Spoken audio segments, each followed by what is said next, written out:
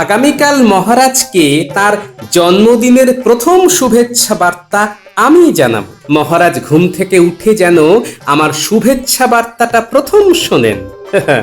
বাকি রাত আমি মহারাজের দরজার সামনেই গোলাপ হাতে ঘুমিয়ে থাকবো। মহারাজের গলা পেলে তবেই চোখ খুলবো।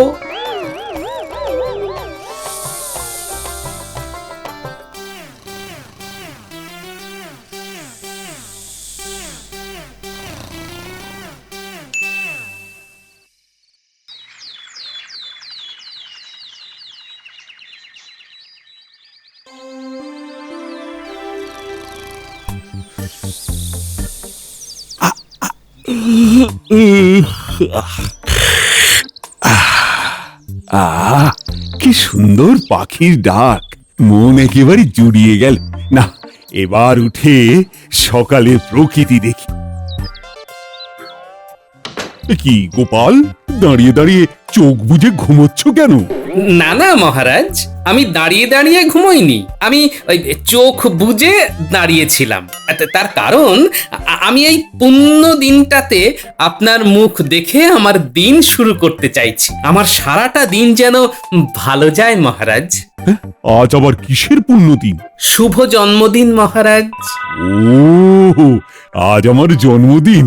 এই দেখো, আমি জানি না আজ আমার জন্মদিন। হ্যাঁ, সবাই জানে মহারাজ যে আপনার আজ জন্মদিন। বাবা গোপাল, এত সকালে?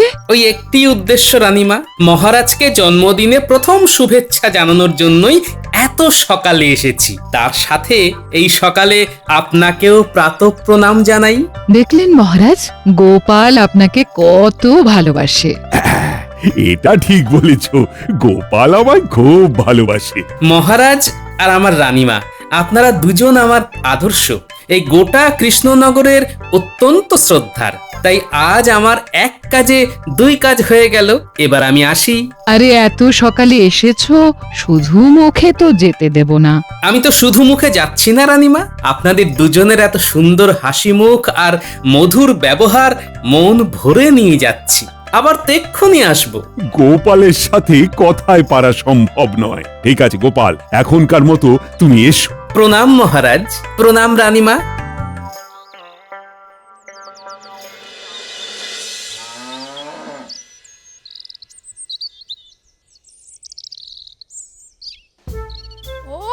এই সাত সকালে কোথায় গেল রে বাবা? এইভাবে না জানিয়ে কেউ যায়? কোথায় গেল কোথায় গেল কোথায় গেল রে বাবা? এসে গেছি, এসে গেছি, একদম চিন্তা করো না।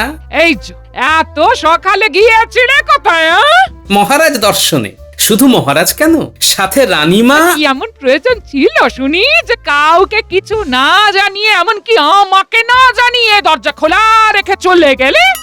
প্রথমেই ক্ষমা চেয়ে নিচ্ছি গিন্নি, তোমাকে না বলে যাবার জন্য। আসলে আজ মহারাজের জন্মদিন, আমি সকলের প্রথম মহারাজকে প্রণাম জানাতে গিয়েছিলাম গিন্নি। ও মা, তাই নাকি গো? আজ মহারাজের জন্মদিন। মহারাজ তোমাকে দেখে খুব খুশি হয়েছেন বলো? খুব খুশি হয়েছেন।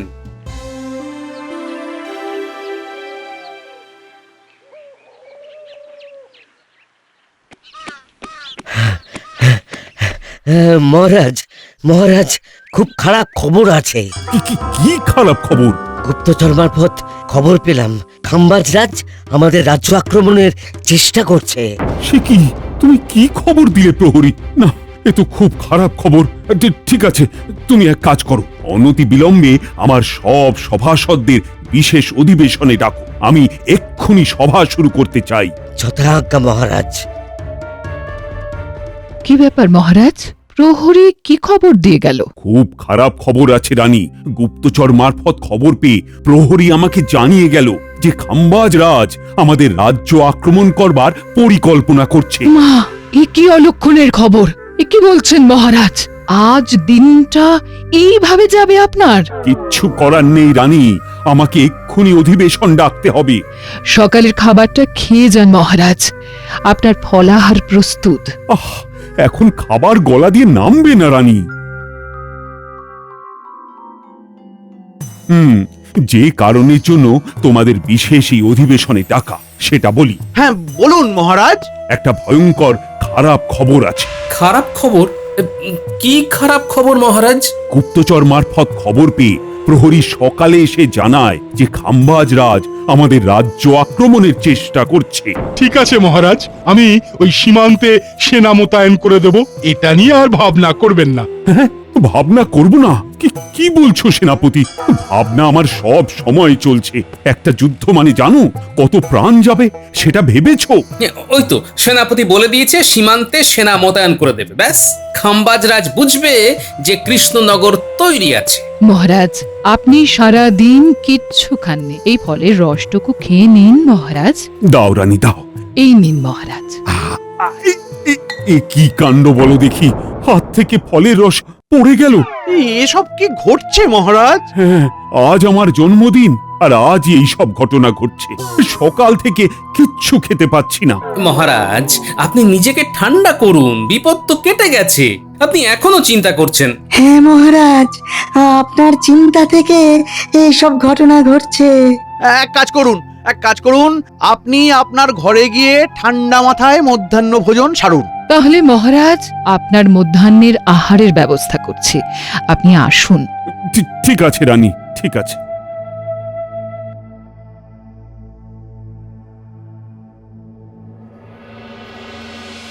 আজ তো মহারাজের জন্মদিন, মহারাজের ছকটা একটু দেখি।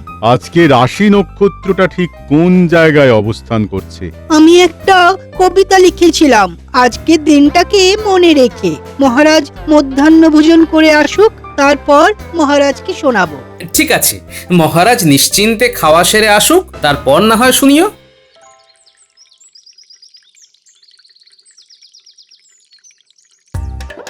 আসুন মহারাজ, এইবার আমি আপনার সামনে আপনার খাওয়ার তদারকি করব।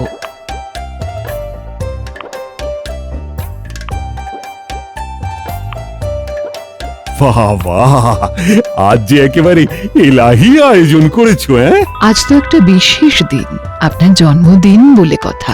যখন ছোট ছিলাম তখন আমার মা ঠিক এইভাবে আমার জন্মদিন পালন করতেন। রানী, কত কি রান্না করেছে আমাদের পাচক। নিন মহারাজ, এবার খাবার শুরু করুন। বাহ, পোলাওটা তো খুব ভালো রেঁধেছে, ওর বেতন আমি বাড়িয়ে দেব। কি কি মহারাজ? পোলাওয়ের মধ্যে এই দেখো লম্বা একটা চুল। ইস, কি ঘেন্না, কি ঘেন্না। ইস, খাবার নিয়ে যেতে বলো, আর খাওয়া যাবে না। আজ আপনার সঙ্গে এসব কি ঘটছে মহারাজ? কিছুই তো বুঝতে পারছি না। বুঝলে বিজ্ঞানী, আজ সকালে ঘুম থেকে উঠেই আমি সোজা মহারাজ দর্শনে চলে এসেছি। তার আসবে না, মহারাজকে সরল সাদা পেয়ে যা খুশি করে যাচ্ছ। আর মহারাজও হয়েছেন তেমনি, খালি আস্কারা, খালি আস্কারা। কত সকালে উঠেছিলে গোপাল? শুনি, একটু শুনি। রাত থাকতেই উঠেছি, তারপর মহারাজের জন্য কিনে আনা লাল গোলাপ নিয়ে সোজা মহারাজের শোবার ঘরের বাইরে চোখ বুজে দাঁড়িয়ে। ও, তার মানে সকাল সকাল অনেক কিছু গুছিয়ে নিয়েছে। আচ্ছা, এবার আমিও দেখব আর কি কি গোপাল করে। আরে, মহারাজ এত তাড়াতাড়ি চলে এলেন? কি কি মহারাজ, এত তাড়াতাড়ি আপনার খাওয়া হয়ে গেল? আর বলো না, আজ যে আমার কপালে কি আছে সেটাই তো বুঝতে পারছি না। কি হয়েছে মহারাজ, আপনার মুখটা শুকনো কেন? আর কেন, ভাবলাম মধ্যাহ্ন ভোজনটা ঠিক করে করি। ও মা, কপালে নেই কো ঘি, ঠকঠকালে হবে কি? কেন, কি হলো? আপনি খেতে পারলেন না? না, পারলাম না। পোলাওয়ের মধ্যে থেকে একটা লম্বা চুল হাতে উঠে এলো। লম্বা চুল? এই কার হতে পারে? আমার দিকে তাকিয়ে আছেন কেন মন্ত্রী মশাই? আপনি কি ভাবছেন আমার চুল উড়ে গিয়ে মহারাজের খাবারের থালায় পড়েছে? ওই রকম কিছু ভাবিনি, কিন্তু ওই রকম কিছু একটা ঘটতেও পারে। কি বলছো, ঠিক করে বলো তো, আমি তো কিছুই বুঝতে পারছি না। মহারাজ পয়া অপয়া মানেন? পয়া অপয়া, সেটা আবার কি বস্তু? কেউ কেউ এমন থাকে যে সকালে তার মুখ দেখলেই অযাত্রা। আমি অত সব বুঝি না, শুধু একটা কথাই বুঝি যে আমার এই জন্মদিনে এই রকম ঘটনা ঘটা খুব খারাপ লক্ষণ। রাজ্যতীশ, তুমি একটু গণনা করে দেখো তো এর কারণটা কি। আমার প্রাথমিক গণনায় যেটা জানা গেল যে আপনি প্রথম প্রভাতে যার মুখ দেখে উঠেছিলেন তিনি অপয়া বা অনামুখ। তাহলে বুঝতেই পারছেন এই সব ঘটনার জন্য দায়ী কে। কে? আজ আপনি ঘুম থেকে উঠে কাকে দেখেছেন? মন্ত্রী মশাই, মহারাজ আজ আমার মুখ দেখে ঘুম থেকে উঠেছেন, তাতে কি হলো? তাতে এটাই হলো যে মহারাজের জন্য তুমি পয়া নও। তোমার মুখ দেখে মহারাজ দিন শুরু করেছেন বলে আজ মহারাজের জন্মদিনে একটার পর একটা অঘটন ঘটেই চলেছে। মহারাজ, এই অনামুখ অপয়াদের রাখা তো বিপজ্জনক। রাজ্যতীষী ঠিক কথাই বলেছে। গোপালের শাস্তির প্রয়োজন। হ্যাঁ, এটা অন্যায়। এইসব পয়া অপয়া বলে কোনো কিছু হয় না। বিজ্ঞানের আড়ালেও এমন অনেক কিছু ঘটে যেটা আবার তোমার জানার বাইরে। অপয়া হলো গোপাল।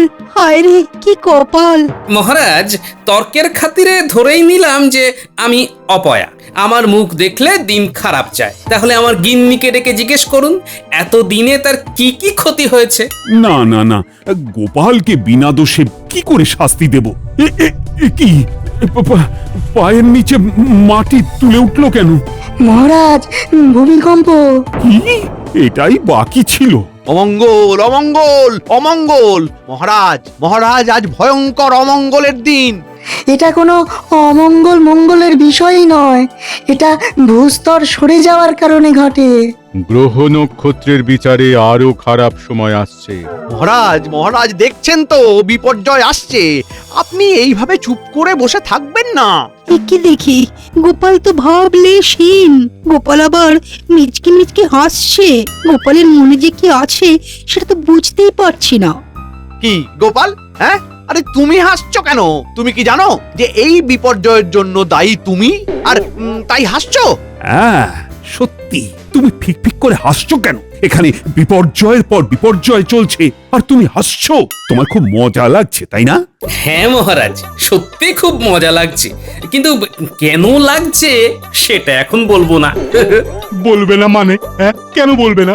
বলতে তোমাকে হবেই। এই বিপর্যয়ের পরও তোমার মজা আসছে? না না, আর আমি তোমাকে সহ্য করতে পারছি না। শাস্তি দিন মহারাজ, এই বেয়াদপির শাস্তি প্রয়োজন। গোপাল, তোমাকে এর শাস্তি পেতেই হবে। জয় মা, জয় মা! মা মুখ তোলো, মা মুখ তোলো।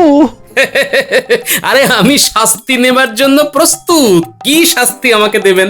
ও গোপাল, তুমি কি হলে পাগল? খুলে গেল তোমার মাথার আগল? না গো সভাকবি, মাথা আমার ঠিক আছে। আমি মহারাজের কাছ থেকে শুধু শাস্তিটা কি সেটা জানতে চাইছি। ও মহারাজ, বলুন না কি শাস্তি দেবেন মহারাজ, বলুন না। তোমাকে ফাঁসি দেওয়া হবে। মা, তাই? ফাঁসি? তাই আমার মাসি নাই।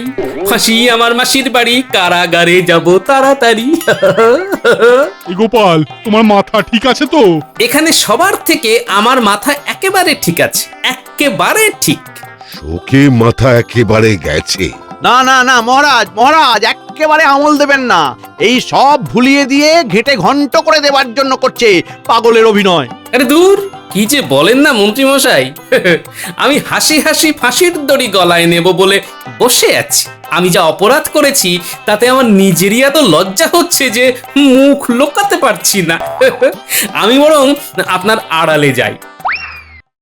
এই গোপাল কি করছো? আরে আরে ছাড়ো, আরে ছাড়ো আমায়। এই গোপাল, আমার কাঁদো লাগছে। ও আরে কাঁদো লাগছে তো। গোপাল, থামো, থামো বলছি। এই প্রহরী, গোপালকে ধরো। ও থামো। এসো প্রহরী, তুমি নাও বন্দি করি। আহা মরি, কারাগারে গিয়ে খেলবো আমি লুকোচুরি। খেলবেন নাকি মন্ত্রী মশাই?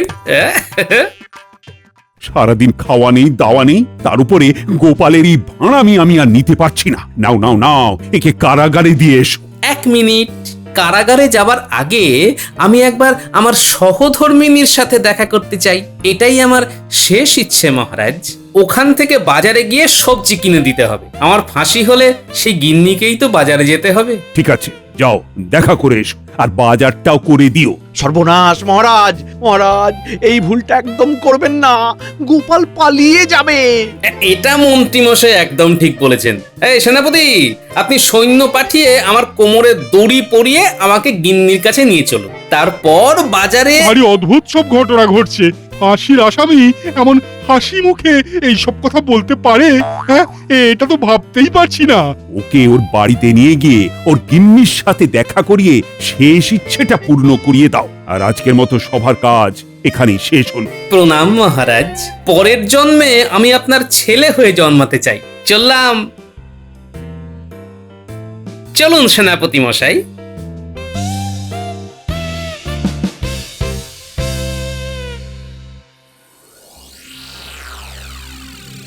এ কি সর্বনাশ হলো গো! আরে তুমি কাঁদছো কেন? আমি অনামুখ, তাই আমার শাস্তি হয়েছে। অনামুখদের বেঁচে থাকবার কোনো প্রয়োজন নেই গিন্নি। ও গোপাল দাদু, আমরা আমরা সবাই মহারাজকে বলি এই কাজ উনি করবেন না। আমাদের আমাদের দাদু চলে গেলে আমাদের গল্প বলবে কে? আমরা যে সবাই অনাথ হয়ে যাব। আমরা সবাই অনশন করব। ঠিক বলেছিস, এটাই উচিত হবে। হ্যাঁ গো গিন্নি, আজ বাজার থেকে কি নিয়ে আসবো বলো তো? এই বিষ নিয়ে আসো, আমি বিষ খাবো গো। আহা, ঘরে কি কি বারণ তো সেটা চটপট বলে ফেলো দেখি। বলছি সব তো আছে, শুধু বিষটাই নেই। ওই বিষটাই নিয়ে আসো। মহারাজে কি করলেন?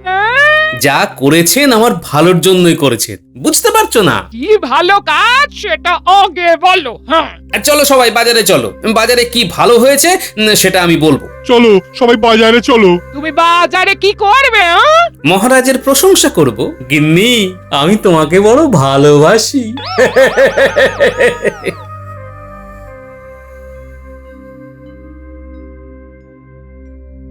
ব্যাপারটা ঠিক ধরতে পারছি না সভাকবি।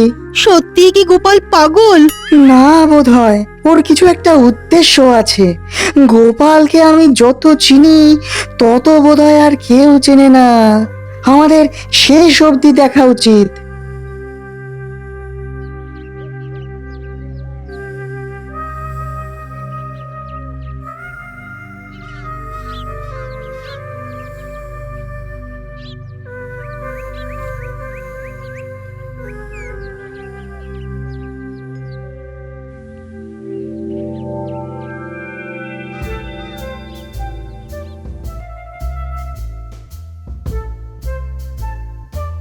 চলুন মহারাজ, গোপালের ফাঁসিটা দেখে আসি। বলছি, কাজটা কি ঠিক হলো না? ফাঁসিটা বরং রদ করে দিই। না না মহারাজ, মহারাজ আপনি দুর্বল হবেন না। হব না বলছো? ঠিক আছে, তাহলে হলাম না। চলো। কোথায় যাব মহারাজ? গোপাল বাজারে কি বাজার করছে দেখতে ভীষণ ইচ্ছে করছে। চলো।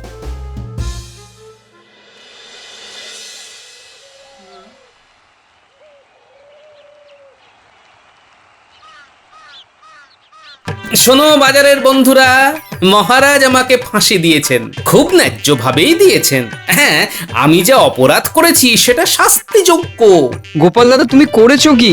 আমার অপরাধ হলো মহারাজকে সকালে প্রথম মহারাজের জন্মদিনের শুভেচ্ছা জানানো। সেটা আবার অপরাধ হলো নাকি? হলো না? অপরাধ তো হয়েছে। সকালবেলা আমার মুখ প্রথম দেখার জন্য মহারাজের জীবনে কত বিপর্যয় নেমে এসেছে। ভূমিকম্প হয়েছে, যদিও কোনো ক্ষতি হয়নি। যতবার খেতে গেছেন খাওয়া ভেস্তে গেছে। এটা অপরাধ কম? তোমার মুখ দেখে কারো খাওয়া নষ্ট হয়েছে, এটা কিরকম কথা হলো? আর তার জন্য ফাঁসি? বাবারে বাবা, গোপালের ফাঁসি দেখবার জন্য তো বেশ ভিড় হয়েছে। কি বলছে শুনি। মহারাজ প্রথমে আমার মুখ দেখে এত বিপর্যয়ের মধ্যে পড়লো, এর কোনো বিচার হবে না? গোপাল দাদু, তুমি কার মুখ প্রথম দেখেছিলে? সে আমি পরে বলবো, বলতে তো হবেই। মহারাজ এটা কি বললো গোপাল?